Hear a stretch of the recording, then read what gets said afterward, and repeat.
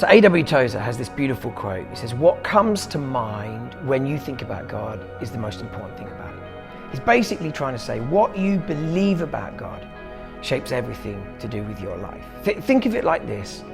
God's being shapes God's doing. God's doing shapes your being shapes your doing. So it starts with the character and nature of God, and everything that God is overflows in how he acts towards us. And we can particularly think about the life, death, and resurrection of Jesus. Now, everything God does shapes who we are, our identity. Paul would say we're a new creation because of what Christ has done. And out of the overflow of our new identity, we act in the world. So we often ask the question, like, who am I? Like, we're right now in a moment where everyone's in an identity crisis. Who am I?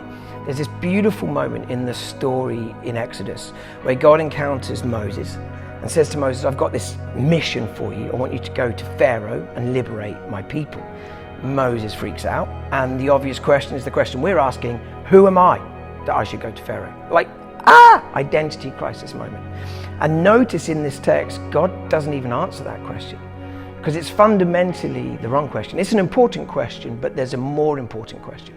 So God actually answers the more important question, which is about his identity.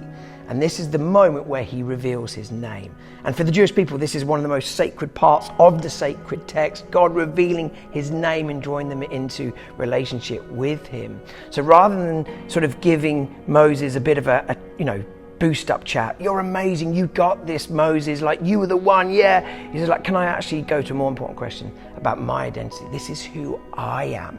And that's the beginning of the mission. So from the overflow of God's identity, he acts towards us. From the overflow of his activity towards us, our identity is formed. And from the overflow of that, we act in the world. In other words, the most important reality is the reality of God. The most important question is, God, who are you? What you believe about God is the most important thing about you.